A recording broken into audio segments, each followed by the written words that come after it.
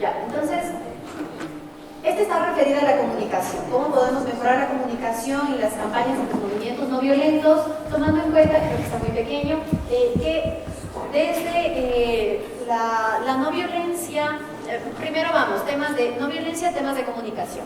La no violencia dice que es una forma de comunicación política, ya es una forma de comunicación política per se. De ahí que la no violencia, digamos, no siempre habla por sí misma, las acciones no hablan siempre por sí mismas y por eso necesita también este apoyo de la comunicación, sobre todo para generar símbolos y sobre todo sentidos.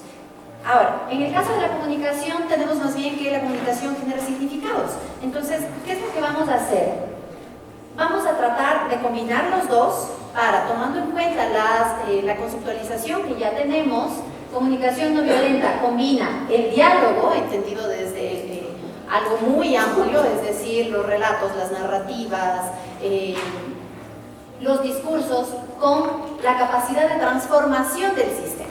Si es que ya podemos unir las dos, por supuesto, vamos a generar mejores efectos. Justamente, a partir de esto, si es que nosotros combinamos, podemos llegar a ser no solo actores políticos, sino agentes de cambio. La idea es ir más allá de ser intérpretes y comenzar a narrar en primera persona, comenzar a narrar en el nosotros, tomando en cuenta que el relato, el discurso, la narrativa, generalmente son herramientas que bien normalizan o cuestionan el status quo, pero al mismo tiempo nosotros podemos construir un nuevo status quo. Ese es el poder de la comunicación.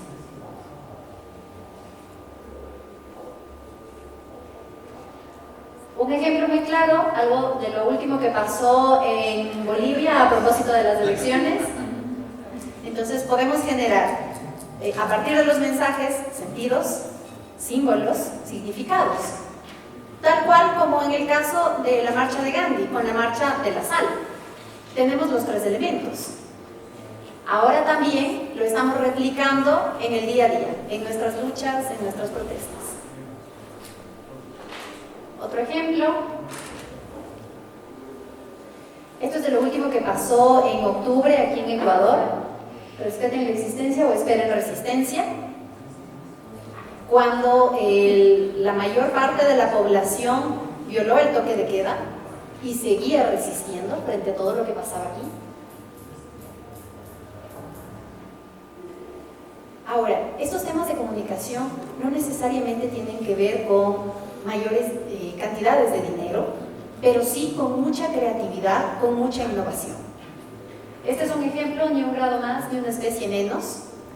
Son mensajes muy fuertes, muy llamativos, que lo que hacen es evocar tanto la parte emocional como la parte intelectual. Debemos siempre tratar de tener ese equilibrio, emocional e intelectual. Ahí tenemos una fórmula ganadora. ¿Cómo lo hacemos?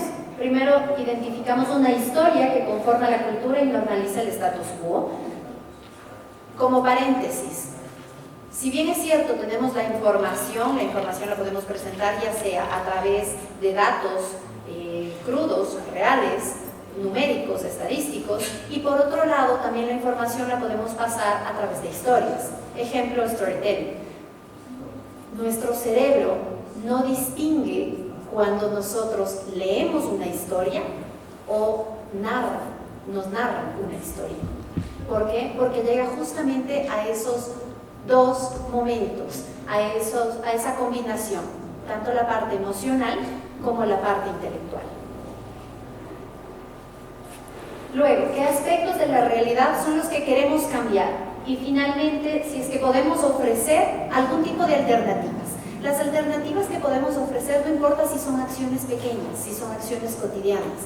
Lo importante es comenzar a incidir desde lo que veíamos ahora en la charla de la mañana, desde el ejemplo, desde quiénes somos, desde los valores que comportamos a nivel individual y que puedan expandirse a nivel colectivo.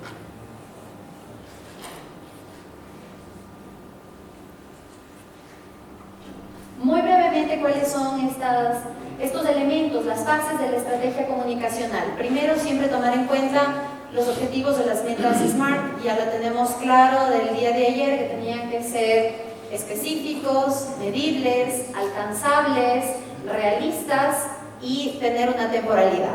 Entonces, los objetivos de las metas SMART. Luego, la audiencia. ¿A quién vamos a persuadir? ¿Son personas con poder político? ¿A quien queremos persuadir son aliados? Dejarlo muy claro, ¿hacia quién va el mensaje? El siguiente punto, justamente, ¿cuál es el mensaje? El mensaje debe comportar tanto los valores e intereses personales y de igual manera valores e intereses que convoquen a la audiencia, es decir, valores e intereses que sean compartidos por esa audiencia a la que vamos a incidir. Luego, ¿cuáles son los medios de comunicación que vamos a utilizar?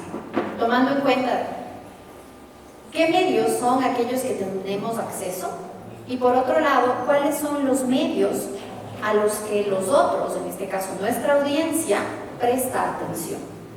Vamos a utilizar radios, ejemplo radios comunitarias, vamos a utilizar redes sociales, vamos a utilizar blogs, o vamos a utilizar, por ejemplo, este tipo de charlas, es decir, una cuestión mucho más personalizada. ¿Qué es lo que va a funcionar en el contexto en el que estamos? Los recursos no solo económicos, como les decía, sino también el tiempo. Nuevamente, un factor clave sigue siendo la creatividad. Por supuesto, están también las habilidades, el equipamiento, etc. La planificación. Esto sí tiene que ser con mucha anticipación para saber exactamente a dónde vamos, cómo vamos, con quién vamos, qué es lo que vamos a hacer. Y solo en ese momento sí generar las acciones. Por eso es que la comunicación en algunos casos, y de hecho varios académicos lo que dicen es que es el paso previo de la no violencia, porque es lo que ya deberíamos tener listo a partir de los símbolos que generamos o que son los que queremos hacerlos como el sentido de nuestra lucha, proponerlos ya en un momento determinado, cuando ya comenzamos con todos los métodos de no violencia. Y finalmente, por supuesto, hacer una evaluación general de ¿incidimos o no incidimos? ¿Tenemos mayor convocatoria? ¿Hay más personas que están interesadas?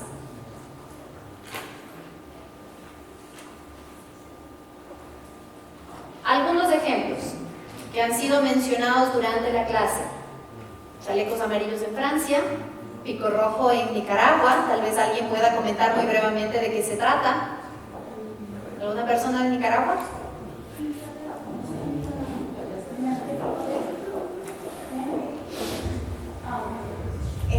Hola. Bueno, en una protesta en el año 2018, con esto de la represión, a un grupo de mujeres le dijeron, la estaban tratando de secuestrar y ellas dijeron, le estaban preguntando con quién estaban organizadas y así, y entonces la policía las atrapó y ellas sacaron un labial y se maquillaron, que era, ¿cómo se llama? La show, Marilyn Show. Entonces ella sacó un labial y se maquillaron y dijeron, somos la organización de mujeres del Pico Rojo. Y pues eso fue algo súper espontáneo, pero así fue como luego esto se volvió un símbolo. Estuvimos casi un mes, creo que hasta habían días establecidos para que todos nos maquilláramos del Pico Rojo. Hasta los hombres se maquillaban del Pico Rojo y se hizo viral, pues, hasta fue como un challenge en Nicaragua de que todos nos pintábamos de Pico Rojo. Eso. Perfecto, entonces justamente a través de los símbolos, de los significados, del sentido, lo que queremos es generar mayor convocatoria. Y con ello estaríamos dando paso a lo que Galton denomina la gran cadena de la no violencia, es decir, comenzar a involucrar a terceros. Otros ejemplos pueden ahí reconocer tal vez algunas personas de Venezuela, las piloneras de Venezuela, tal vez puedas hablar, Katiuska. Vamos a cantar. Sí. Bueno, las piloneras para mí son mis heroínas. Son un grupo de mujeres maravillosas. Yo de hecho acompaño cuando ellas convocan alguna manifestación, ellas acompañan manifestaciones, todas son amas de casa, mamás, bueno, diversos grupos allí maravillosos. Y el uso del delantal es un símbolo de ama de casa, ¿no? Sin desmeritar, todo lo contrario. Y cuando cantamos las piloneras se usa un canto. Es un canto ancestral, es un canto que identifica a nuestros ancestros africanos e indígenas, sobre todo africanos, y el coro es así. Y yo, dale duro ese pilón, y yo, que se acabe de romper. Y esto ellas hacen letras que van enmarcados en el día específico de manifestación. El canto del pilón lo usaban las esclavas africanas cuando estaban lavando la ropa en el río y usaban una piedra y golpeaban la ropa.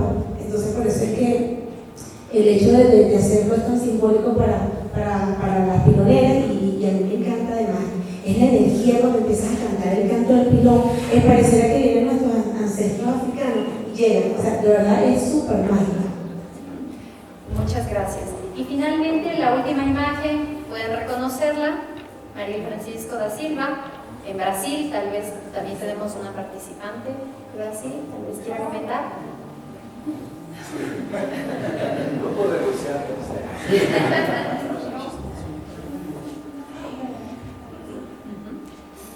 Bueno, sabemos justamente militante de derechos humanos y que fue también víctima de violencia y que se ha convertido en un símbolo de lucha en ese país, sobre todo a nivel feminista.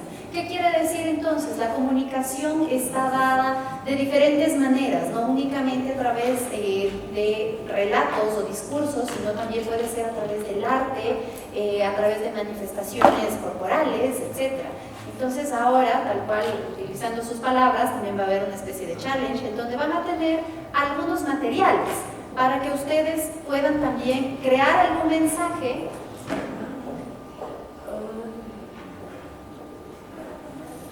Creo que estoy poniendo la revés,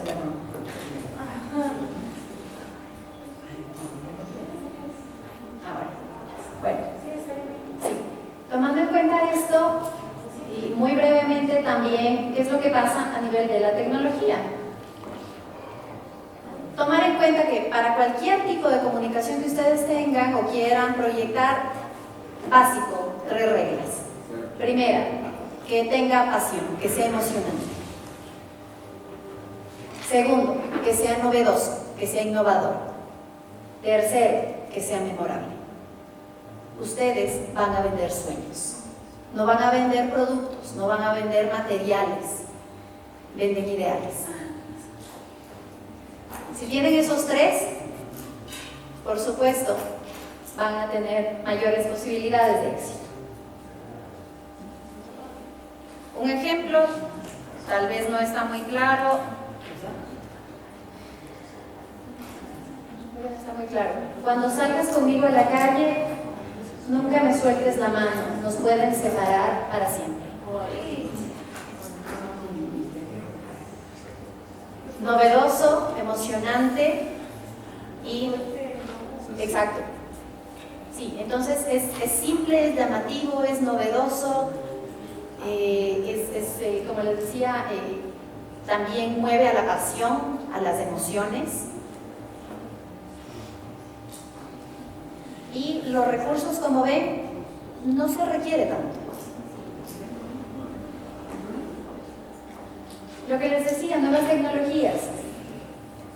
Primero, considerar, movilización social genera movilización virtual, no a la inversa.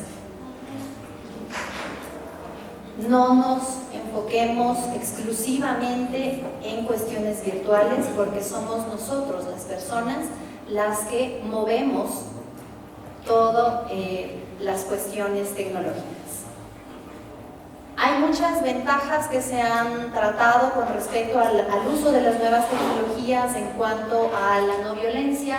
Por ejemplo, están aquí mencionadas algunas: nuevos espacios de protesta, no existe una jerarquía clara, sino por el contrario está la horizontalidad, la viralidad, los tiempos que se recortan y ayuda a mejor organización, los costos también se ven disminuidos, generan nuevas identidades en entornos virtuales y por supuesto posibilidades de acción diferenciadas, tanto a nivel individual como a nivel colectivo. Frente a eso también hay algunas desventajas, porque no hay necesariamente una relación de compromiso porque no conocemos al otro. Entonces, exacto, no hay tanta lealtad en algunos casos. Se habla también, y hay varios autores que denominan clictivismo, que quiere decir, por ejemplo, las plataformas virtuales, Change, Avast, ¿qué es lo que hago? Simplemente clic. Entonces es una cultura de clic o clictivismo, en donde parece que la importancia de la lucha también puede quedar mermada. Y finalmente, claro, temas de riesgo y seguridad, porque los mecanismos que tenemos principalmente a la mano, como Facebook, WhatsApp, también puede generar riesgos, sobre todo a nivel de seguridad. Por lo que ya hemos comentado varias veces en este curso, en muchos casos son esos mecanismos los que están manejados por los gobiernos o justamente por grupos opresores. En este momento voy a dar la palabra a dos personas y luego también a un compañero que tiene justamente una iniciativa con respecto a nuevas tecnologías. ¿Pueden regresar a la Claro que sí.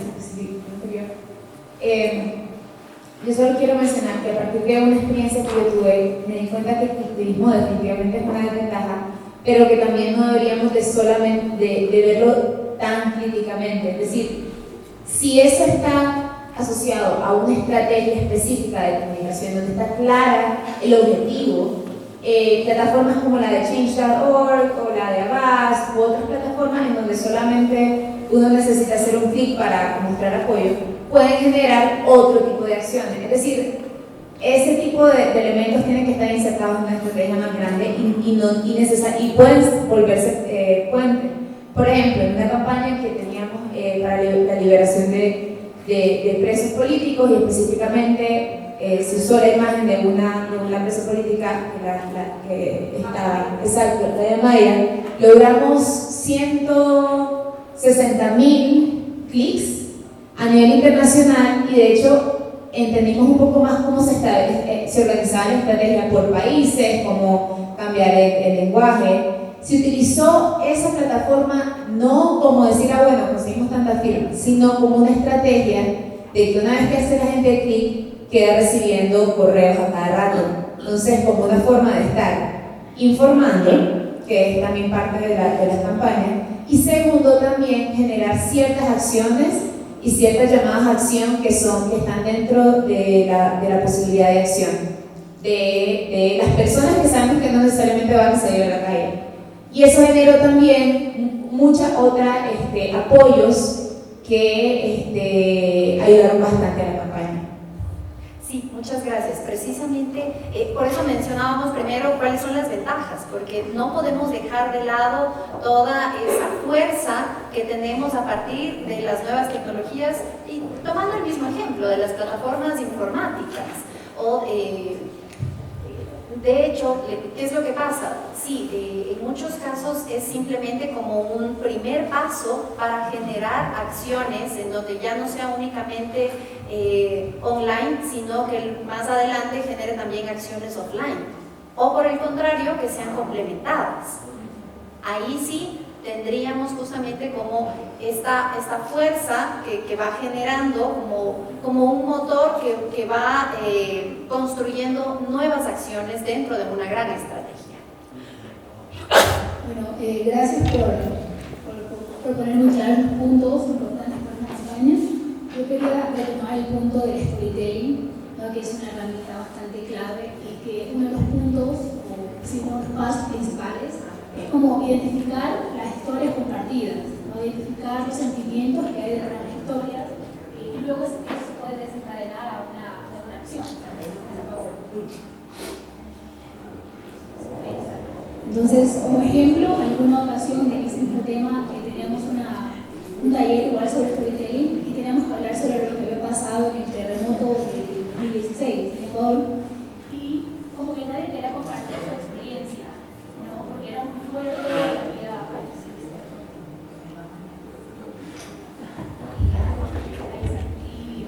Si quieres puedes pasar acá, porque hasta cambiar la pila nos vamos a demorar un poco.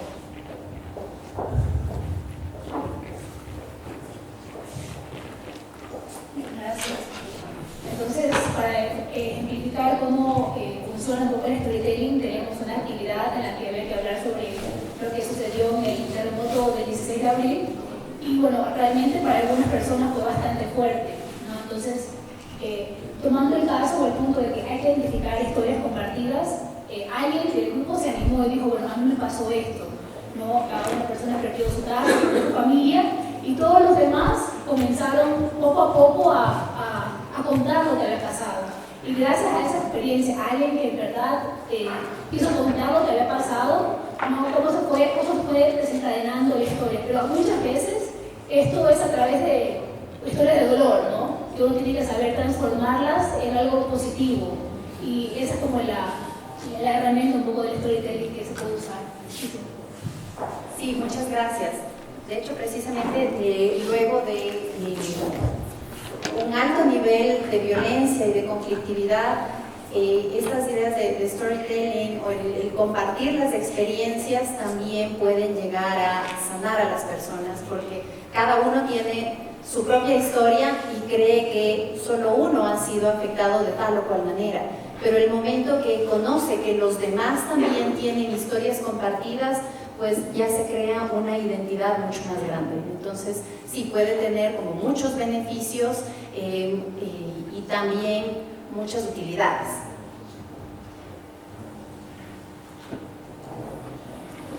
Ya sí, ya está.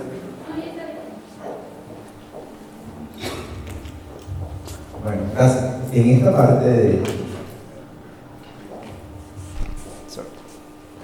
parte de nueva tecnología, bueno, como conversábamos ayer, prácticamente trabajo en esta parte y siento que hace falta un poco que se conozca más cómo se pueden crear nuevas iniciativas con esta nueva tecnología y también cómo protegerse. Por ejemplo, en el caso en la parte de ACE con esta protesta, lo que hacen los activistas, dado que hay cámaras en todos lados, caso, por ejemplo, en Nicaragua, pero ya hay, tienen algoritmos, por ejemplo, el Estado tiene algoritmos de detección de rostro. Entonces, solamente vas por un pasillo y con inteligencia artificial te detectan tu rostro y en un sitio ya te van a buscar a la casa. Entonces, lo que ellos hacen es, se colocan ciertas marcas en su rostro, lo que hace que eso quiebra esa parte del sistema. Ahora, por la parte de tecnología que podemos trabajar, en esta parte, por ejemplo, conversábamos ayer en que hay nuevas tecnologías que vienen a dar una propuesta de valor descentralizada, como es, por ejemplo, blockchain, que ya lo hemos conversado anteriormente. Prácticamente lo que propone blockchain es una estructura de cadena de bloques que propone la descentralización, consenso y seguridad. Sucede que el día de hoy, por ejemplo, con Poncho vamos a transar, él me va a vender un vehículo y yo lo voy a comprar.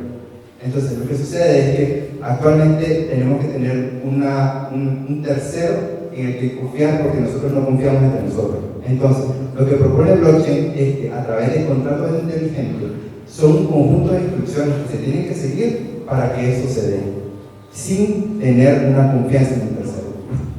Poncho lo confía en mí y yo confío en él. Eso lo que permite es un conjunto de posibilidades para, por ejemplo, en el caso de ayer que mencionaba, que viene el Estado y quita tierra, esa expropiación. ¿Qué tal si se pueden hacer iniciativas que en una cadena de bloques se puede colocar esa información a lo cual se puede hacer público? En el momento que sea público y luego llegue al Estado a hacer este proceso de expropiación, ya se puede colocar, se puede hacer mucho más evidente esta violación. Por un lado, por el lado de migrantes, en Siria ya se están haciendo ciertas iniciativas con migrantes en los cuales, por ejemplo, se tienen que dar, en los campos de refugio no hay una forma de poder identificar a la persona, porque la persona, por ejemplo, sale de Nicaragua huyendo, no lleva su cédula o en el estado, ya es un criminal, etc.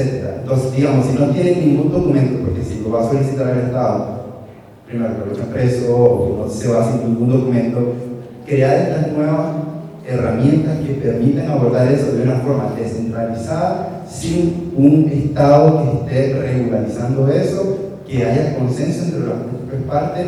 Yo creo que ese tipo de iniciativas son súper interesantes y lo más importante es que desde la parte técnica se está desarrollando toda esta teoría, pero se necesita implementarla. Y en esa línea, implementarla con ejemplos prácticos, como migrantes, como expropiación de recursos naturales, es súper interesante. Y hay los medios, está la problemática, solo es trabajo en conjunto para poder implementar. Muchas gracias. Ahora sí, vamos a dar paso a la dinámica. Como les decía, ya no tenemos tiempo. Estamos complicados. Bueno, hagámosla súper rápido. Nos hace falta la alarma. Bueno, a ver, vamos a hacerlas, como estamos aquí, 5 filas. Cada fila es un grupo de trabajo. Cada grupo, empezando desde aquí, el 1, cada uno tiene una temática para trabajar. Ustedes eligen el espacio geográfico donde van a trabajar esta temática. Y va a ser así súper rápido. Pueden trabajar con lo que ustedes prefieran. Acá, si es que gustan, tiene algunos materiales, hojas de colores, cinta adhesiva, papelotes, o pueden hacer lo que ustedes prefieran. Aquí la creatividad es totalmente abierta, de hecho es la base. Entonces, grupo 1, medio ambiente, grupo 2, sobre temas de feminismo, cualquier temática dentro de ese, porque eso es bastante amplio. 3, la fila 3, regímenes dictatoriales. 4, violencia de grupos subversivos. Y la última fila, medidas económicas. Pueden o no utilizar los materiales de acá. 5 minutos. Este ejemplo, y bueno, fue una buena manera de canalizarlo. Entonces, bueno, todo esto lo hemos tomado desde el FMI, entonces queremos mostrarles la campaña rapidito que hemos realizado. Entonces, aquí va cada uno y luego. F, fuera. M de Moreno. I, indignante, insensible, indiferente, insoportable, injusto, Indolente, irrespetuoso y hashtag y de ahí todas las I que quieran poner. Llénalo con todas las I que puedas ponerlo. Y vamos a hacer un experimento. Sí. Queremos que todos los ecuatorianos y el resto de gente le tome la foto al acróstico y veamos cuántas personas podemos alcanzar a llegar el día de hoy. Hagamos el experimento.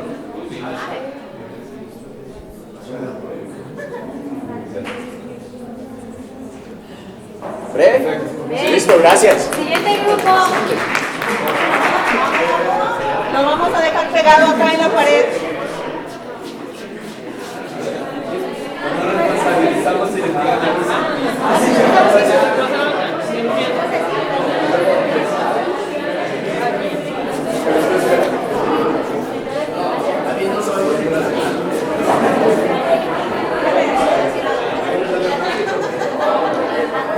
Bueno, nuestra campaña sobre el medio ambiente la enfocamos en un consumo responsable. La basura que tiramos al rato la pescamos. Y luego acá, lo que como el pescado termina en tu plato. ¡Ay, qué rico pescado! Está muy bueno, Comida deliciosa. Es deliciosa, muy rico pescado, Gracias por tirar basura en el mar. Es concientizar a la gente sobre lo que desechamos y la disposición de residuos de una forma correcta, ¿no? Terminan, los animales se sienten atraídos por esta basura en el mar, la consumen y nosotros terminamos consumiendo esa basura que no cuando nos lo comemos. Es como el karma, ¿no? Como el ciclo de la basura. El ciclo de la basura. Muy bien, muchas gracias.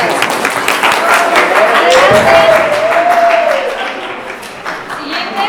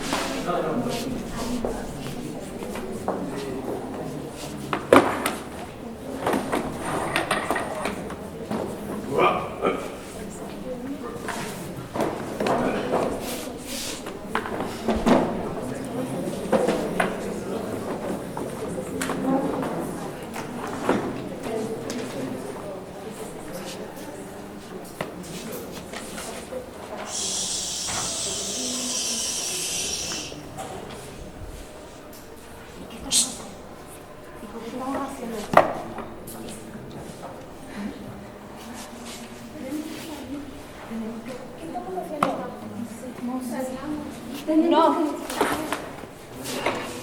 La dictadura no dura si la silla es tuya. La dictadura no dura si la silla es tuya. La dictadura no dura si la silla es tuya.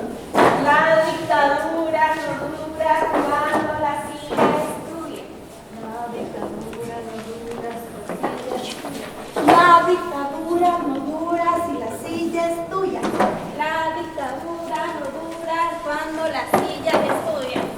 La dictadura no dura cuando la silla es tuya. La dictadura no dura cuando la silla es tuya. La dictadura no dura cuando la silla es tuya. La dictadura no dura cuando la silla es tuya. La dictadura no dura cuando la silla es tuya. La dictadura no dura cuando la silla es tuya.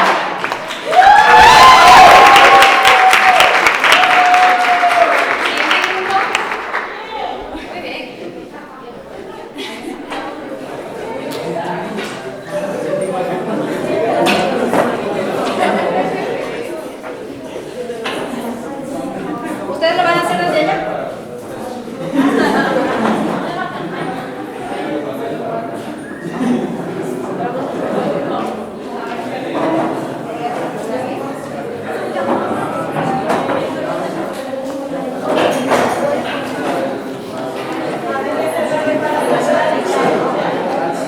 Bueno, venimos los venezolanos. Venga. Venga.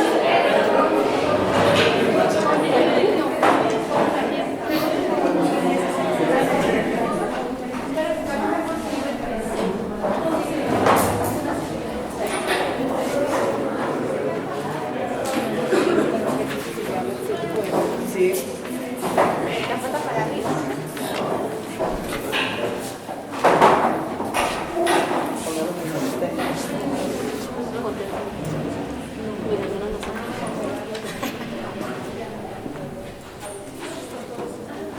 Bueno, a nosotros nos tocó sobre los grupos violentos y paramilitares.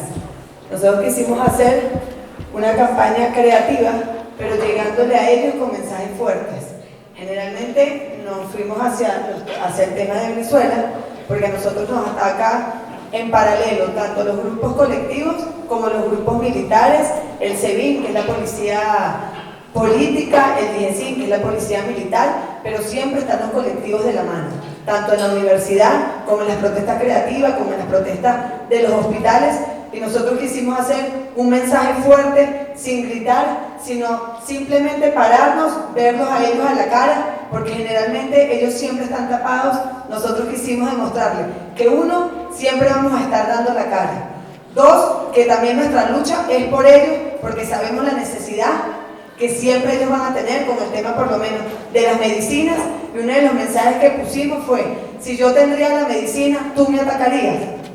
O con las personas de su sector, porque muchos de ellos vienen de muchos sectores populares, y otro de los mensajes: soy tu amigo de la infancia, ¿me atacarías? Porque al final podemos pensar diferente, pero vamos a luchar todos por un mismo país. Y esa es la lucha que nosotros tenemos, y creo que muchos de ustedes tienen en sus países, y es el mensaje más creativo, porque sabemos que siempre nos van a atacar, pero nosotros quisimos demostrarles, incluso a ellos, que siempre, uno, vamos a dar la cara, y dos, vamos siempre a tratar de luchar por las reivindicaciones, pero sobre todo para que puedan vivir en un país libre. Muchísimas gracias. El último grupo tenía una fotografía, ¿la quiere pasar?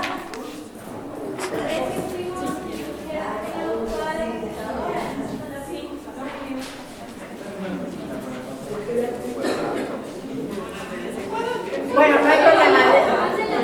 Ya, antes de empezar, exacto, la mandan al grupo y también la podemos pasar por vía correo electrónico. Por favor, tienen 5 minutos de break. Para aclarar cualquier duda que tenga. Esta presentación la dividimos en dos. La primera abordaría la represión y a continuación hablará Cecil sobre el acto contraproducente o backfire. ¿Cuáles son los objetivos de la represión? Quisiera escuchar de ustedes primero su opinión. Concho, no sé si estás aquí, o Edwin. ¿Qué va a pasar? Nos ayudan. A ver, objetivos de la represión.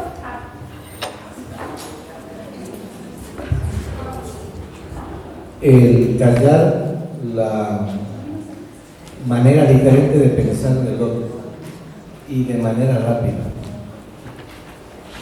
Gracias. Efectivamente. Daniela, hacerlo en forma rápida.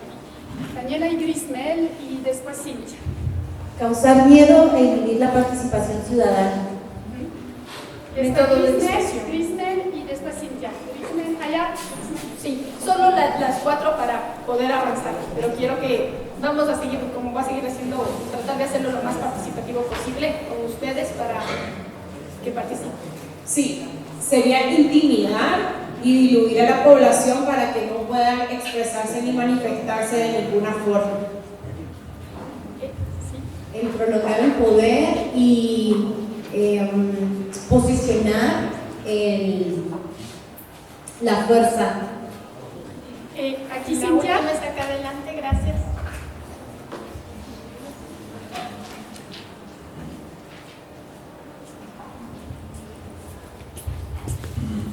Doblegar la fuerza colectiva a partir de quebrar al individuo. Quebrar al individuo. Yo he puesto aquí algunas. La primera, la siguiente no está bien. El control directo a través de la coerción. El disuadir conductas no deseadas, en este caso sobre todo las acciones de los manifestantes. Hay algo que tienen que tener siempre en cuenta, y es que las personas que ejercen la represión no pueden estar en todas partes y controlarlas a todos. Siempre los manifestantes en número son más. Pero ellos usan la represión justamente para disuadirlos de parar. También la represión para policías o fuerzas armadas es algo costoso y es riesgoso. ¿Por qué es costoso? Porque eso significa recursos que tienen que gente que salga hacia la calle. A ver, pasemos el micrófono. igual no es nada trascendental. Habla con Sino que cada bomba lacrimógena cuesta $70. Exacto. O sea, son recursos que se están en ese momento gastando. No pueden usarlos indefinidamente. Y igual, ¿por qué piensan que es riesgoso? ¿Algún comentario? Néstor, gracias. Y después, ahí hay dos.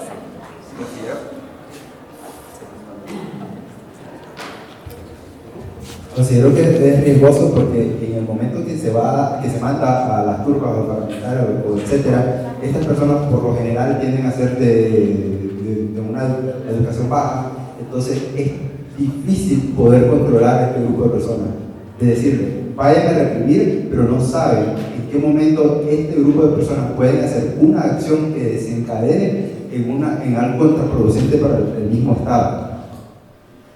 Como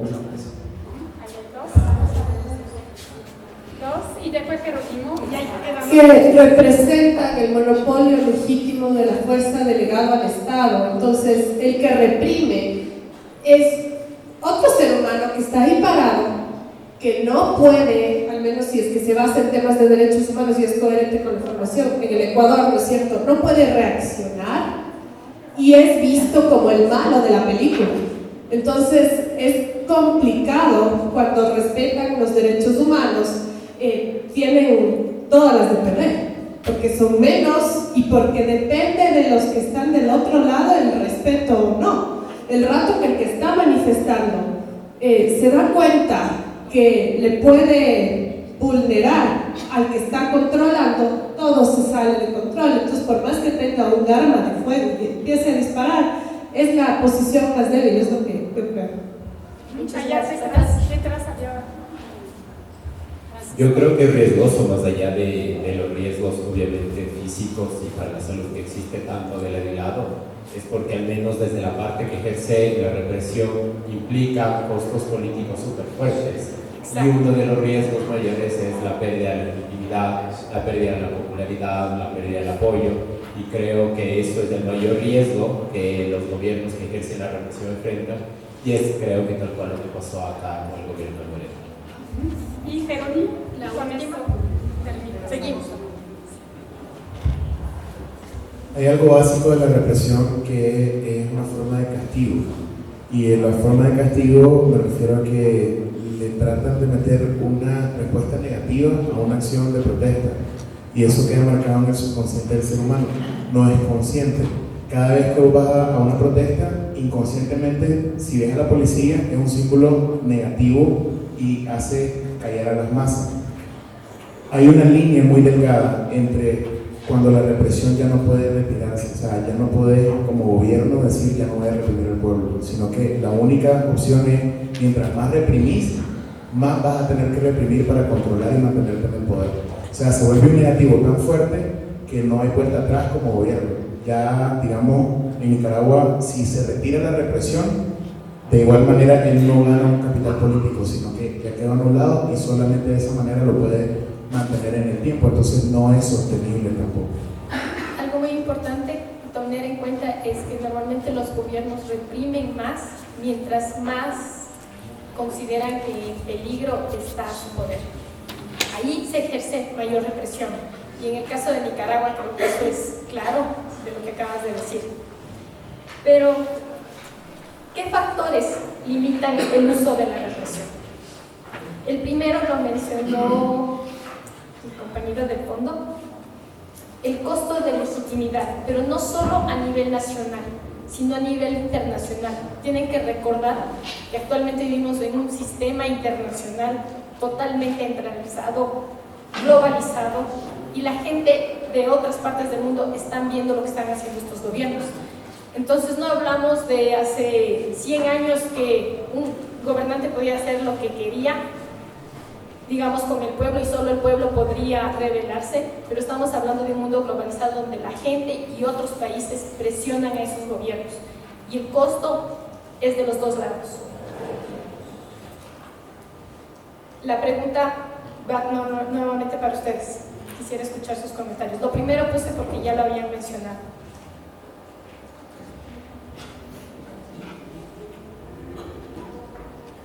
Juan Manuel también. Sí.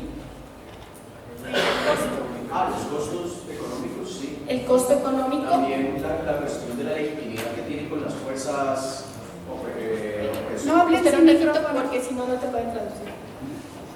También yo siento que es relativamente proporcional a la legitimidad o el nivel de legitimidad que tienen los gobiernos con las fuerzas represoras.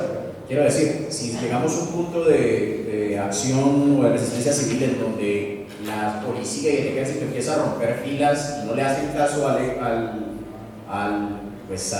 quien detente el poder, pues también puede ser una manera de limitar el curso de la represión. Gracias. ¿Y a Carolina? Ya seguimos en la siguiente. Yo creo que también el tema de las sanciones a nivel internacional, eso limita mucho, porque por ejemplo en el caso de Nicaragua se han venido sanciones desde Estados Unidos. Lo último que llegó fue el tema directamente a la policía, esto nunca visto antes. Entonces, también de la Unión Europea y a nivel centroamericano, que se está exigiendo el Banco Centroamericano de Integración Económica que no se siga financiando la dictadura. Gracias.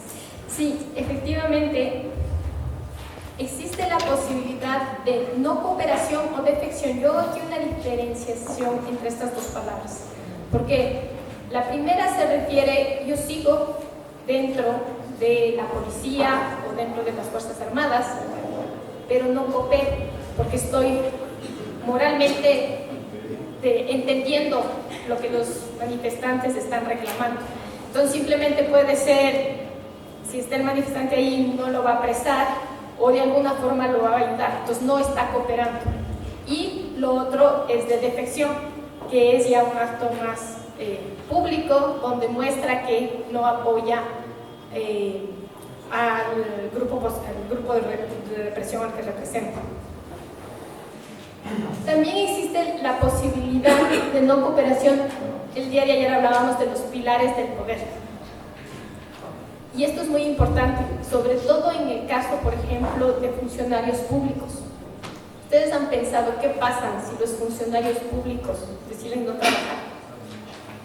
Se paran este país. Si ustedes tienen el apoyo de ellos, se paran este país.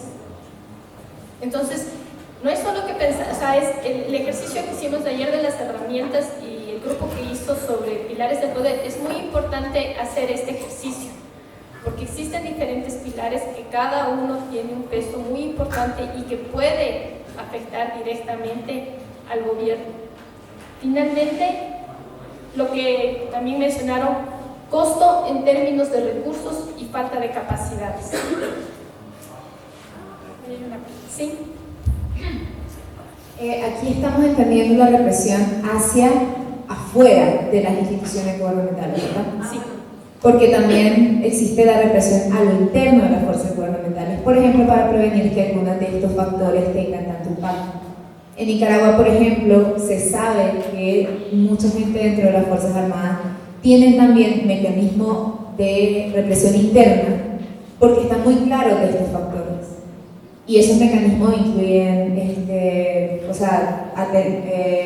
peligro para su familia, el problema económico, legitimidad. Hay muchas otras cosas en esos factores, entonces también pues para tomar eso en cuenta. Sí, y eso es muy importante porque también no solo es a nivel de Fuerzas Armadas, sino, como les decía, de funcionarios públicos. Los funcionarios públicos tienen en peligro no solo tal vez su trabajo, sino que existe un chequeo de sus familias y todo eso. Entonces, lograr el cambio sí es costoso.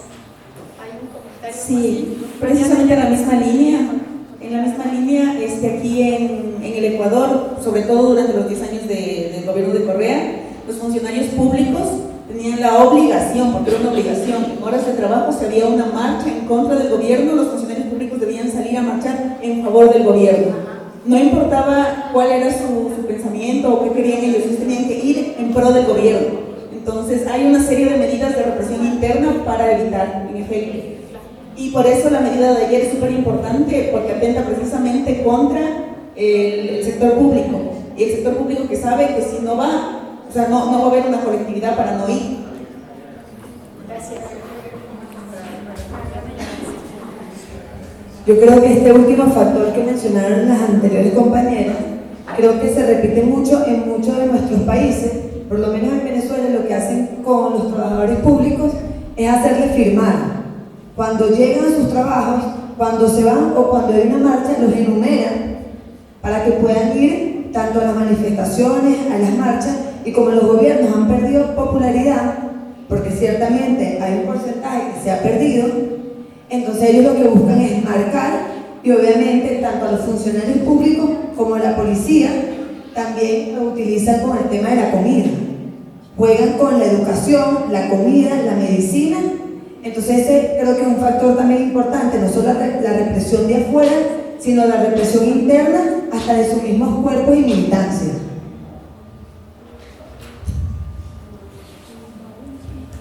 Yo solo quería agregar que en Nicaragua, en este término del costo de los recursos, últimamente se puede ver bastantes policías jóvenes, chavalos, pues, que quizás andan entre los 17 y 18 años. Probablemente muchos sean menores de edad y tiene que ver igual con el acceso que no tienen a la educación y que están viendo una forma más fácil de entrar, pues, para no continuar en los márgenes que hay. Pero, pues, tiene que ver pues en la cuestión de recursos, porque ya ni siquiera van a la academia a estudiar como para ser buenos policías, sino que solo están en las calles para hacer la represión a la que el gobierno les está mandando. Algo también muy importante es que se pide colaboración económica. Entonces, que no la mencionaste tú, pero los diezmos o colaboración económica, porque claro, sobre todo en algunos países de los que estamos hablando aquí, en Nicaragua, Venezuela, al gobierno le empieza a faltar recursos y de alguna forma tiene que sostenerse. Entonces, de los mismos sueldos de los funcionarios públicos se nutre. La medida de ayer, exactamente. La siguiente pregunta es, ¿cómo se limita la represión? Algo importante quisiera decirles, quisiera escucharles primero ustedes, disculpen. ¿Cómo creen que pueden limitar la represión? O hacerla frente.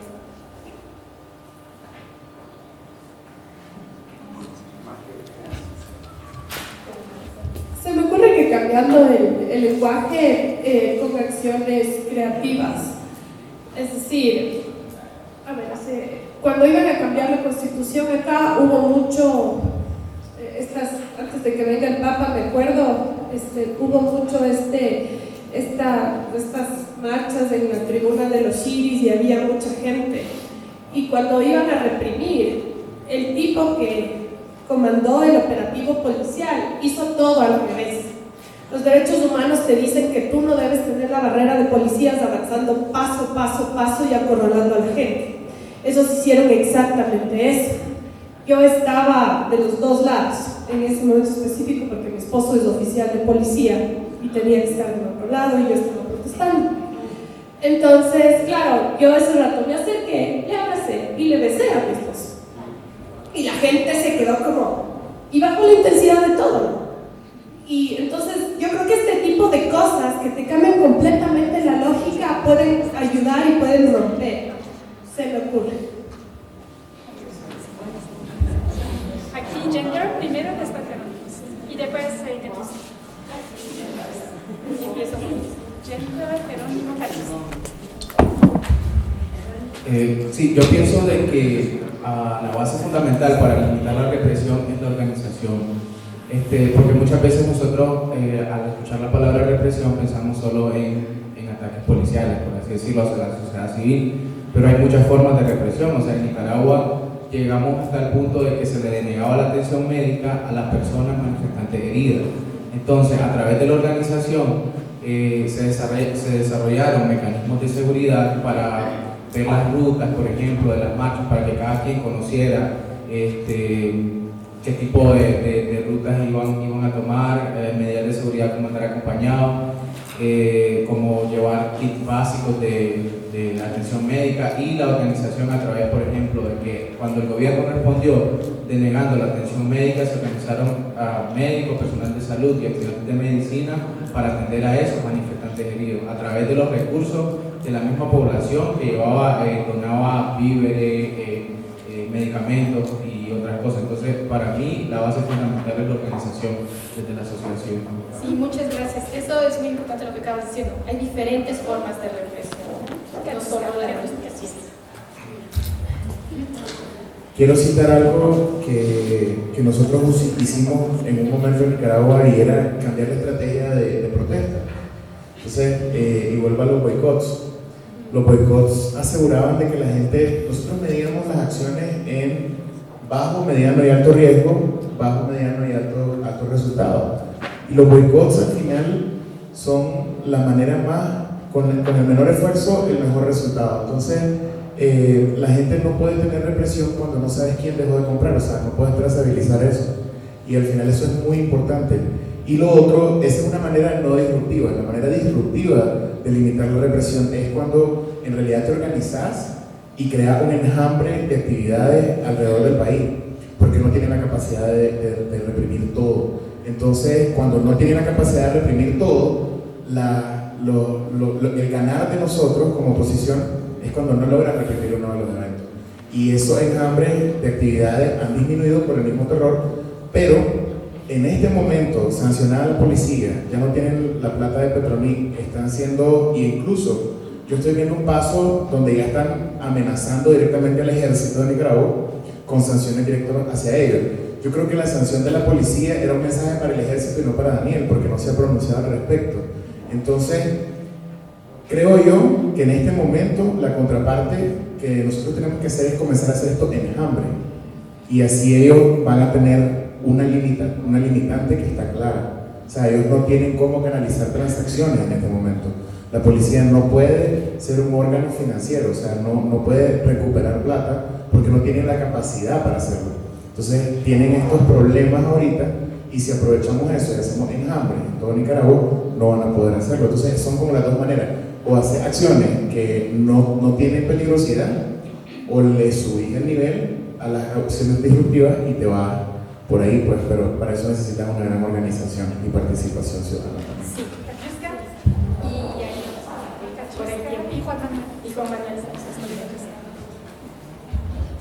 Bueno, analizando nosotros los venezolanos el caso de ayer de la represión, yo anoche decía cómo cambiar la estrategia, porque teníamos bastantes meses que la Guardia Nacional o la Policía Nacional Bolivariana no reprimía, y eso se debió a muchas denuncias públicas en redes sociales. Se empezaron a mostrar a los funcionarios disparando las bombas lacrimógenas o deteniendo a los manifestantes y periodistas, y eso bajó bastante por meses. Entonces ayer me sorprendió mucho, porque entonces ayer me di cuenta que nosotros en semanas pasadas, meses pasados, no salía la guardia, no salía la policía a reprimir, pero salían los colectivos. Entonces empezamos a denunciar a los colectivos en redes sociales, inclusive desde nosotros del laboratorio estamos denunciando ante el Ministerio Público a los colectivos. Ya les voy a explicar. Entonces nos dimos cuenta que entonces ayer no sacaron a los colectivos, porque entonces los colectivos también están siendo denunciados. Entonces toca hacer denuncias masivas tanto en redes sociales como los organismos del Estado, que deben plegarse a la denuncia ciudadana por la violación sistemática del derecho humano. ¿Qué es un colectivo? En Venezuela los colectivos son colectivos de paz, es un grupo armado civil que articuló, ¿sí? Así se llama, colectivo de paz. ¿Sí? El lenguaje y la narrativa que usa este narcorégimen es eso, para que la gente se confunda, ¿no?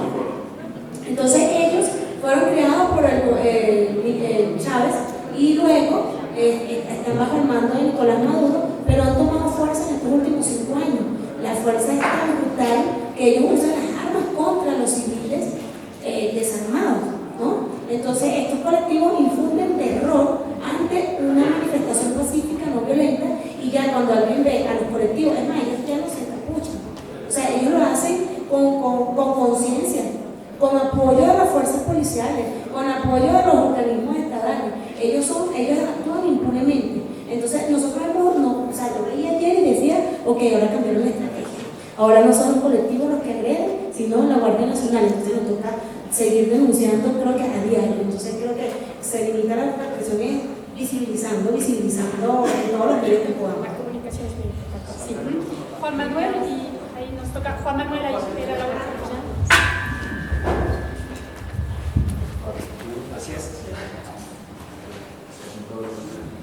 Yo creo que la misma ética y la misma disciplina no violenta es una herramienta para reprimir, para limitar la represión. Porque el gobierno, o sea, sería inocente creer que las fuerzas represoras no aprenden. Y obviamente, así como nosotros nos adaptamos, ellos y ellas también se adaptan. Entonces, si nosotros usamos una estrategia no violenta, ellos saben la trampa que le estamos tendiendo ahí, que al momento de usar la violencia es en donde se genera el backfire, el culatazo, ¿cómo se dice? El tiro por la culata. Sí, le sale el tiro por la culata. Entonces, la misma acción no violenta es una herramienta, o la misma idea de la no violencia es una herramienta de protección para nosotros mismos. Y la disciplina no violenta también nos refugia a nosotros en que, y sabemos que cuando se usa la violencia, pues el régimen se va a deslegitimar, o contra quien estemos pugnando el poder, se va a deslegitimar. Gracias. A ver, exactamente volviendo sobre tu punto. La disciplina no violenta. En un estudio que hizo Erika Chenevix-Perkowski del 2018, ellos hicieron un análisis de manifestaciones o levantamientos desde 1950 hasta el 2013. Y ellos concluyeron que la posibilidad de represión es 3 veces menor si un movimiento es no violento, así es violento. Así de importante es mantener la disciplina no violenta en un movimiento. Un segundo punto es algo más o menos que tú mencionaste, el aprendizaje de las lecciones del pasado.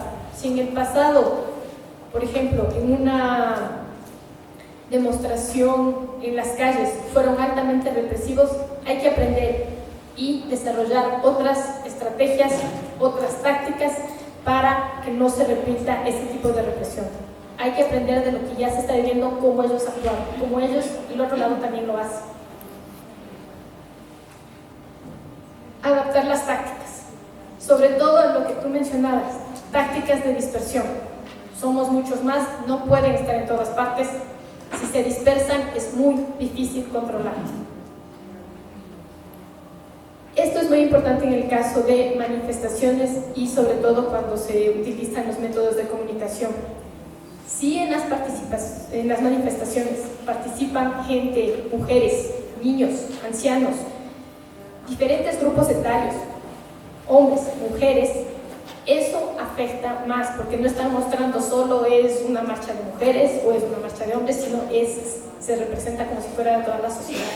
Entonces es bien importante lograr el apoyo en las manifestaciones y la presencia de ellos ahí.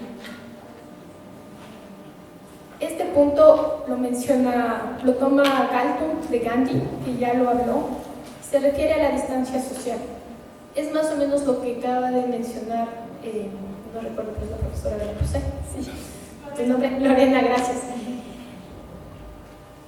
Entre los manifestantes también tienen muchos de ustedes tienen al otro lado, en la policía, en las Fuerzas Armadas, amigos, parientes, vecinos, conocidos.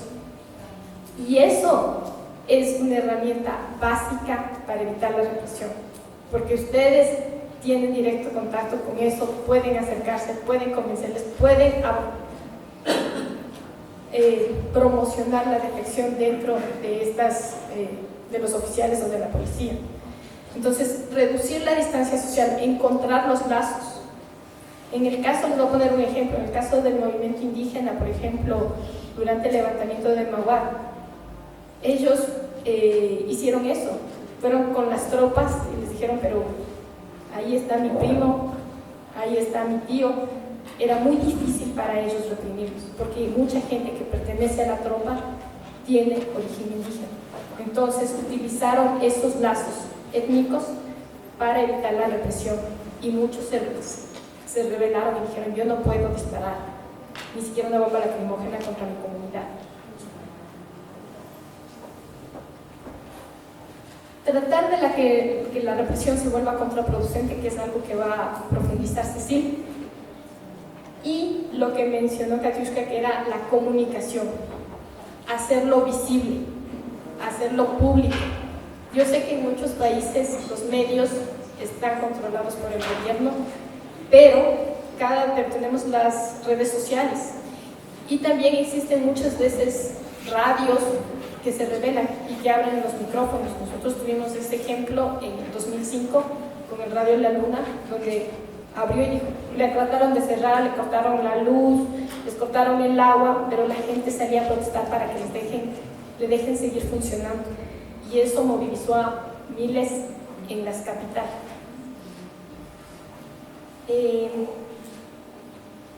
Y sobre todo, el último punto, el apoyo de la comunidad internacional.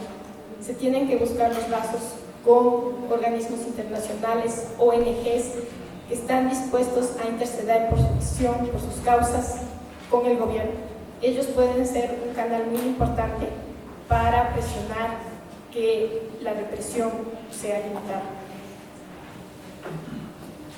Y ahora vamos a hablar de el acto contraproducente. Es básicamente esto, ¿no? Es el agente represor, sí, que intenta reprimir y al final, como te decía, le sale el tiro por la culata. No sé si se dice en todos los países. Bueno, esto es. Hablamos sobre todo de agente represor, Estado, pero bueno, puede haber también otros tipos de agentes represores. Eso es súper importante tener en cuenta.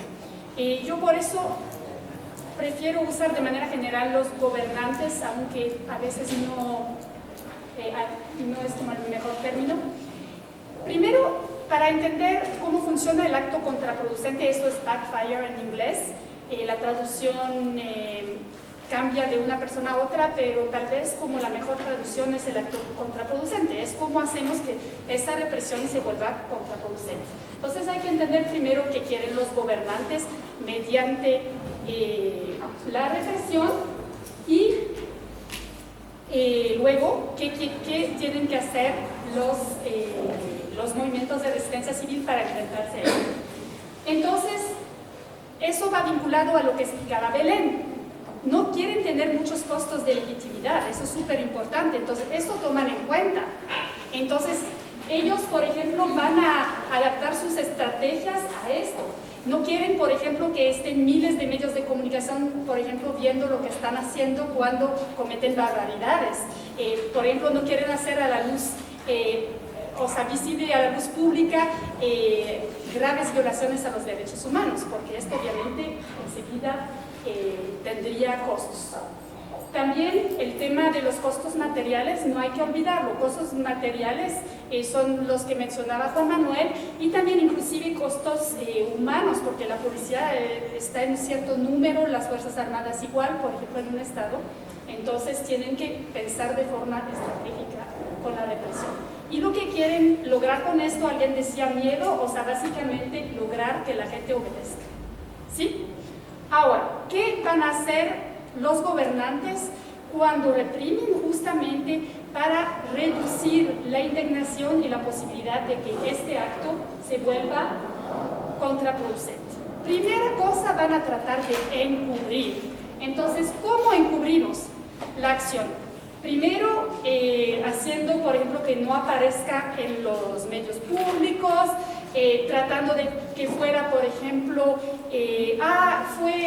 este manifestante fue por casualidad, se tropezó y se cayó y así se murió. Se cayó.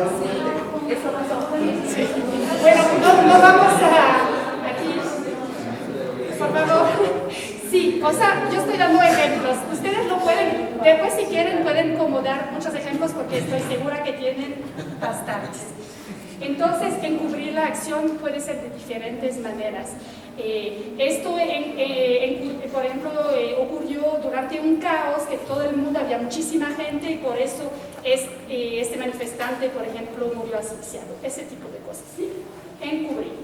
Devaluar, ese es muy, muy importante. Por ejemplo, vamos a tener, yo creo que el tiempo de hacer un pequeño ejercicio. Muchas veces, por ejemplo, con activistas ambientales, etcétera, se les presenta como terroristas, por ejemplo, ¿no? Se les trata de devaluar. Por ejemplo, ellos usan bastones, son muy violentos, son terroristas. Ellos no toman en cuenta, por ejemplo, que esto es para el bien de la comunidad. También en las manifestaciones, por ejemplo, contra un régimen autoritario, ese es un grupo súper violento. Ellos han incendiado, por ejemplo, almacenes, ellos han atacado ambulancias, etc.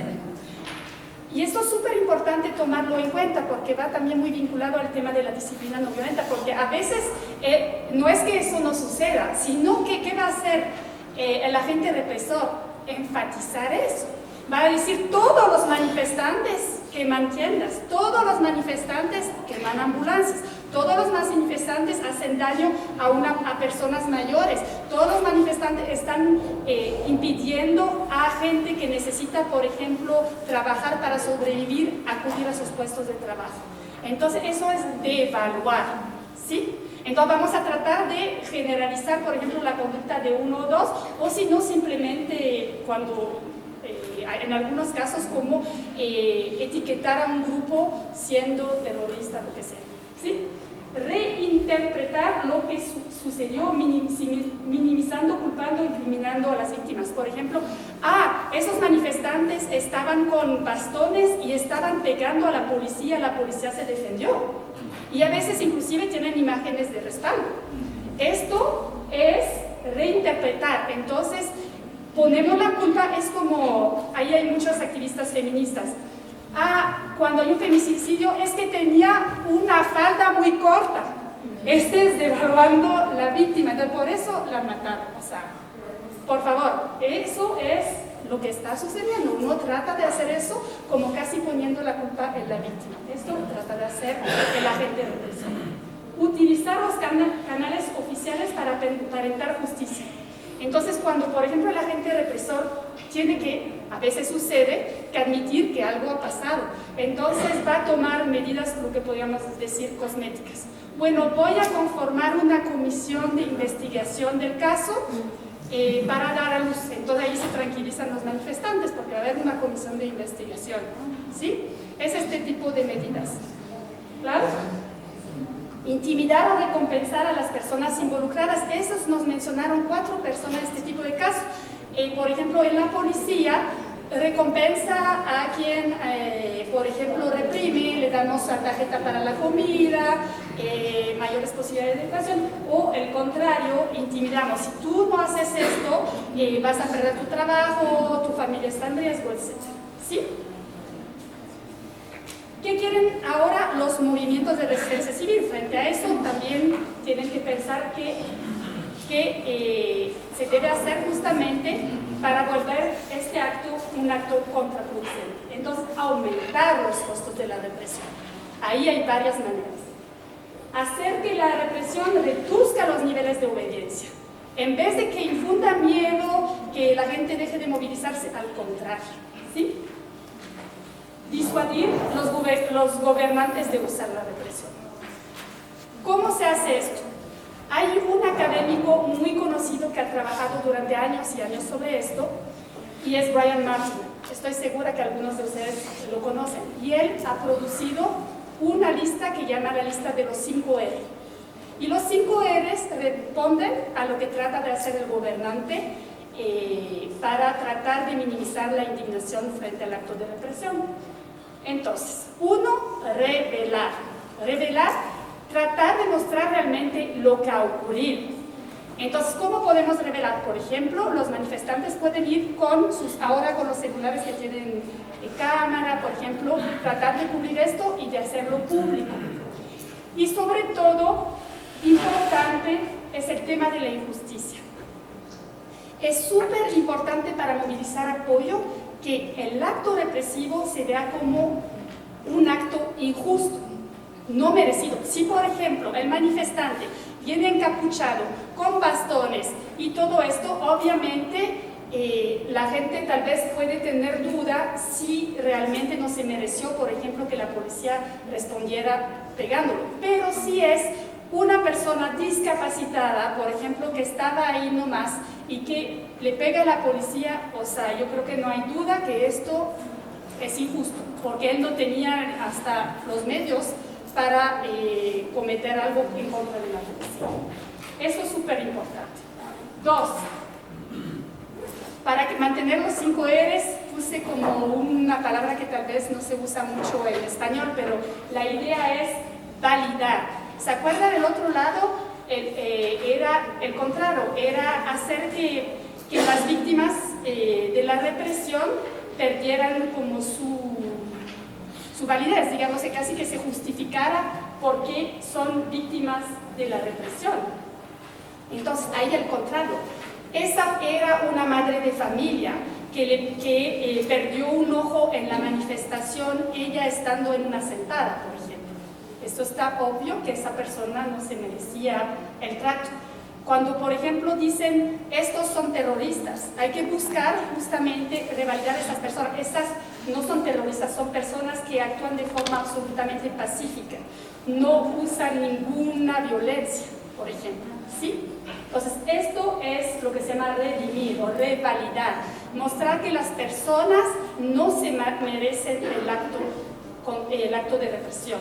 Eso es súper importante, enfatizar en eso, porque esto muchas veces los agentes represores van a tratar de devaluar la víctima, entonces hay que validarla, ¿sí? Replantear.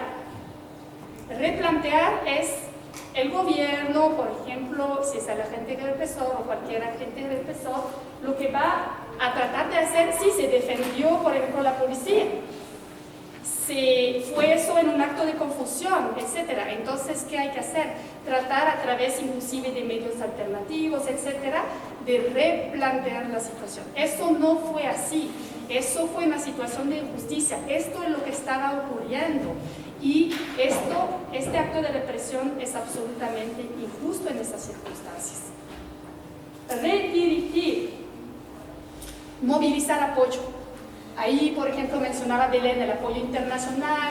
Buscamos apoyos de todo lado para tratar justamente de contrarrestar lo que quiere el agente represor, que es disminuir los niveles de obediencia, aumentar los niveles de obediencia, disminuir los niveles de participación, etc. Más bien buscamos el contrario, la movilización. La movilización y ampliar, ¿no? Ampliar lo que está pasando, que cada vez haya más personas que se unan a la causa, que vean que lo que ha hecho el acto represor sea injusto. Y lo último, resistir. El movimiento no tiene que bajar los brazos y decir, bueno, la represión es tanta, quedémonos todos en la casa.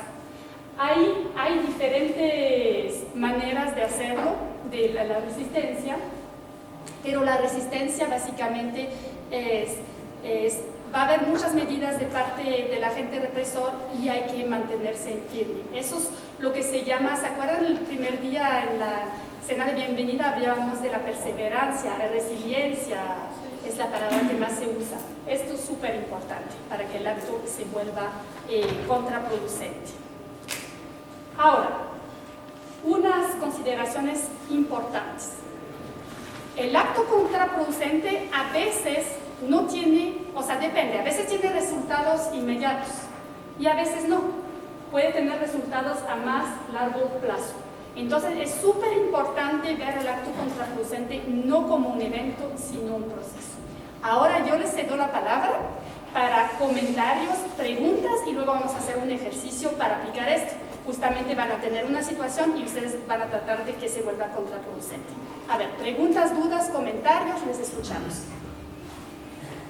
¿Se quedaron todos? ¡Ey, Kaczynska! El micrófono, por favor.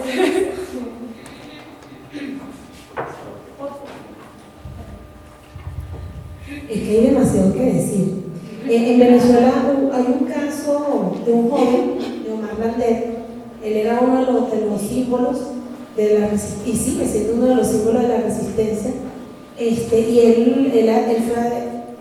fue asesinado por un objeto que explotó en su pecho.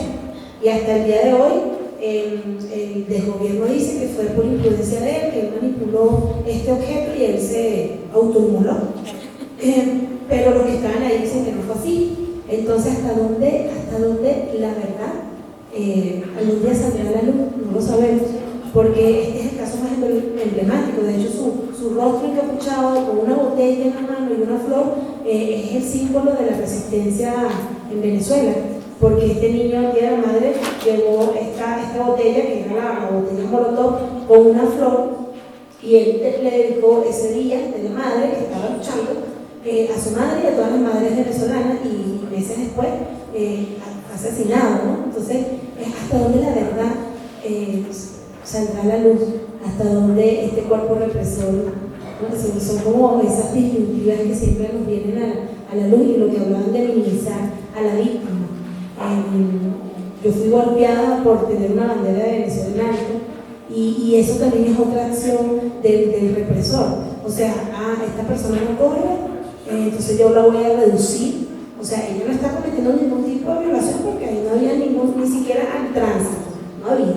Y me golpeé, pero lejos de minimizarme a mí como ciudadano, me enalteció. Entonces todo depende de cómo tú veas la situación.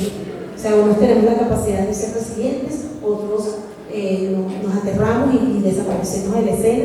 Entonces ahí siempre hay como una balanza de los sentimientos, de cómo nos sentimos. Sí, mira, ahí citaste unos ejemplos muy importantes, y a veces justamente puedes usar, por ejemplo, tú estabas teniendo una bandera, tú puedes inclusive justificarte y mostrar que esto no es ningún acto ilegal, que más bien está contemplado en la Constitución, lo que tú quieras, y esto es muy fácil, por ejemplo, hacerlo rebotar y volverse contraproducente. O sea, lo que básicamente ahí lo que decimos es que los activistas tienen que tenerlo siempre consciente, para que cuando ese tipo de cosas ocurra, o como con el joven que tú mencionaste, poder aprovecharlo a su favor, porque esto va a generar mayor indignación y entonces mayor movilización. Tú dijiste, hicieron un acto injusto, a mí me dio más ganas de movilizarme, y posiblemente otras personas, viendo por ejemplo lo que te hacen a ti y tan injusto, van a tener ganas de movilizarse y apoyar. Entonces es exactamente la idea. A ver, Gender. Sí, yo me quería referir a dos aspectos. Uno era sobre lo que se mencionaba de la distancia social, y otro sobre la estigmatización de las personas víctimas de represión. Con respecto a la distancia social, quiero mencionar, por ejemplo, el caso de Nicaragua, y el gobierno sabe que aumentar esa distancia social le conviene a él. En los primeros días de las protestas, en los focos departamentales, por así decirlo, no hubo tanta represión por lo mismo, pues porque eran personas conocidas que tenían familiares en la policía. Entonces el gobierno lo que hizo fue movilizar a la policía de un departamento a otro. Entonces no conocía a las personas, no tenía por qué parar la represión desde la policía. Eso hizo igual Bashar al-Assad, por si acaso. Sí, y hay otros también que lo hacen. Es una táctica que la utilizan normalmente. Y es justo para lo que te dices. Sí, y la otra era sobre la estigmatización, y es que esta estigmatización no es solo para los grupos de víctimas, sino para las personas o organizaciones aliadas, por así decirlo. Por ejemplo, en Nicaragua, el tema de la Iglesia Católica, el gobierno empezó a estigmatizar, llamándole y aprovechándose de que hay una amplia proporción de la población que es religiosa, empezó a denigrar a la Conferencia Episcopal Nicaragüense, llamándoles de sectas. Entonces, este tipo de estigmatización también se da, por ejemplo, a la comunidad internacional, haciendo referencias a temas pues, que sí son de gravedad, pero aprovechándose de eso para aumentar la estigmatización y hacer una ruptura social. Sí, totalmente. Esto ocurre mucho. Yo me acuerdo en particular, pensando en el caso de Venezuela, los vínculos entre voluntad popular y los paramilitares. Por ejemplo, eso fue una campaña justamente para desprestigiar a la oposición, porque es mucho más fácil reprimir a alguien que está desprestigiado. La Iglesia Católica tiene un poco más de trabajo, pero se van a esmerar en encontrar la manera también de hacerlo, ¿no? Ahí... Sí, yo quiero dar un ejemplo real de todo esto que sucedió. Resulta que estamos en el diálogo el 19 de mayo y se está firmando una tregua entre la oposición y el gobierno. Y entonces llega la policía con buses vacíos, llenos de policías, y comienzan a disparar a la universidad. Primer comunicado de la policía, que es falso, que no hay represión, que no hubieron disparos. Segundo comunicado de la policía, 10 minutos después, que fuimos nosotros los que provocamos el tiroteo, para que nos reprimieran. Tercer comunicado de la policía, que habían sido las turbas de los estudiantes y los del barrio los que habían detenido a la policía y les habían quemado llantas, entonces la policía se tuvo que bajar a responder. Y hay una llamada interesante. Llama al comisionado de la policía, en ese momento estaba Pablo Bravo, de la CIP, y lo llama y le dice: miren, necesitamos ir a la Universidad Agraria para que usted vea que fueron los estudiantes los que atacaron a la policía. Contesta Pablo Bravo y le dice: señor comisionado, yo estoy aquí en la Universidad Nacional Agraria, yo vi la provocación de la policía y yo estoy viendo la reacción de los estudiantes en defensa. Entonces quiero decirle que yo le voy a notificar esto a la hora de hacer un informe. Y en el informe está claramente que Pablo Bravo estaba en la Universidad Nacional Agraria en ese momento y que él vio en el momento en que bajó la policía, sacó sus armas y dispararon a los estudiantes. Entonces, a partir de ahí, en Nicaragua, ellos pueden decir lo que ellos quieran, o sea, ellos pueden inventarse cualquier historia de amor en esto, pero al final no tienen credibilidad. O sea, matan a un policía en Nicaragua y lo que la gente menos piensa es que fue un azul y blanco. La gente dice: no, ese era desertor y lo mataron automáticamente. O sea, la gente tiene un esquema de autoconspiración contra el gobierno, pero tanto que lo hacen que hay personas de la oposición que a veces creen las cosas que dice el gobierno, porque el gobierno utiliza dos tipos de comunicación, una agresiva y una bastante sutil. Entonces, ¿qué es lo que sucede? Vienen ellos y comienzan a atacar a la oposición y decir: sí, pero es que fulanito, y comienzan los fake news, ¿verdad? Sí, es que está en el exilio y está ganando mucha plata y entonces está beneficiando de esto. Esa es la bomba. Esa es la bomba en Nicaragua. En el momento que desprestigian a una imagen y ya lo hacen con actos de corrupción o este tipo de cosas, entonces Nicaragua le quita la objetividad hacia o sea, el ataque hacia el gobierno y se comienzan a matar. Y eso por lo general sucede y a veces te ralentizan los procesos hasta en 3 meses. O sea, pasan 3 meses matándose y nos pasamos matando entre nosotros y hasta después hay una acción contundente y volvemos a atacar al gobierno. Pero es para más o menos dar esos ejemplos que sí sucedieron y que son cómicos, pero al final deslegitimaron al gobierno de una manera increíble. No, chévere. Ahora Mariana, y yo no sé si alguien tiene algún ejemplo de Backfire, porque me encantaría escucharle, y tenemos como 2 minutitos más para sus comentarios y después vamos a hacer un ejercicio. ¿Les parece? Bueno, hablando de ejemplos, yo tengo 2. Uno, que como el gobierno busca de que el opositor o el que proteste sea víctima. Para darles un ejemplo rapidito, en Venezuela metieron preso a un concejal de Libertador y a los 5 días lo iban a trasladar al Palacio de Justicia.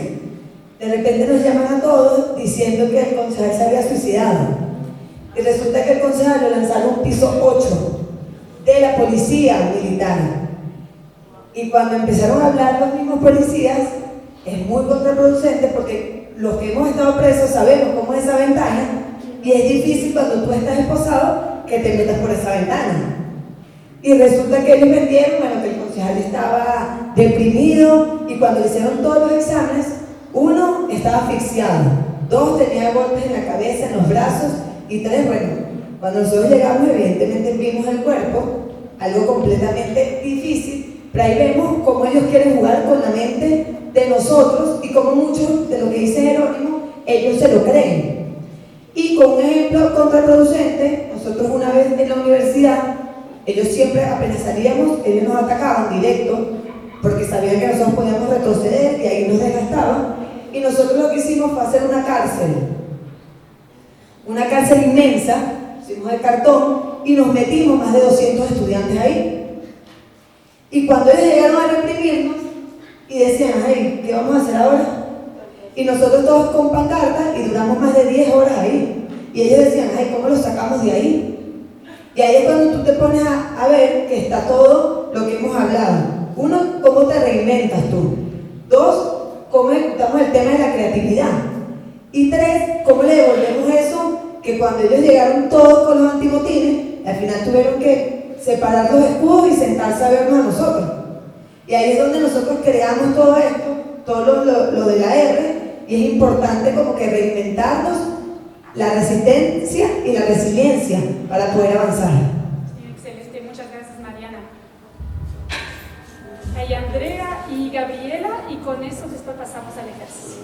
Vale, yo tengo como una pregunta y sé que la respuesta no es simple, ni hay una respuesta y a lo mejor mi parte sea un poco la respuesta, pero como hemos visto es que, bueno, no nos podemos fiar de los medios hegemónicos porque están como controlados por la élite política, ¿no? Y yo me di cuenta en estos últimos días de que en realidad no tengo ni idea de lo que está pasando aquí, porque en realidad todo eso es mentira, todas son mentiras las que están allí saliendo en las noticias. Entonces, por ejemplo, en el caso de Colombia, yo tengo mis contactos allí y cada vez que pasa algo yo pregunto qué está pasando de verdad, ¿no? Porque de verdad que uno no sabe, si uno no está allí, entonces no se sabe. Entonces la pregunta es, ¿cómo podemos hacer eso? Y que tiene también que ver con ese primer punto, como de revelar, exponer lo que pasó. ¿Cómo hacemos eso? Yo pienso que las redes sociales son súper importantes en eso, pero a lo mejor hay otras estrategias también para pues, trabajar en eso.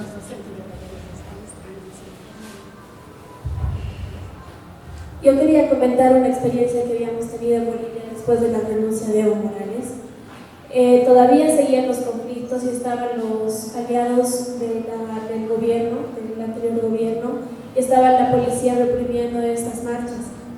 Entonces en ese tiempo salió un video por el Facebook que decía: el nuevo gobierno está matando a niños indígenas, y aparecía un niño muerto en la calle, bueno, que parecía muerto.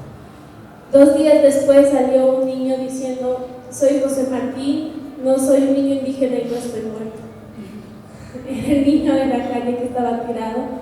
Y estos videos salen de contexto, estaban confundiendo a la población.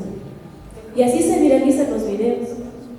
O sea, no muestran todo el contexto, sino muestran algo impactante para que la población crea lo que no es cierto. Ese es un súper buen punto, porque yo iba a contestar justamente a Andrea eso. Recuerden una cosa con las redes sociales. Muchas veces quien tiene la ventaja no es el ciudadano de a pie. Puede ser muy útil para el ciudadano de a pie, pero la contrapropaganda, por ejemplo, del agente represor puede ser aún peor.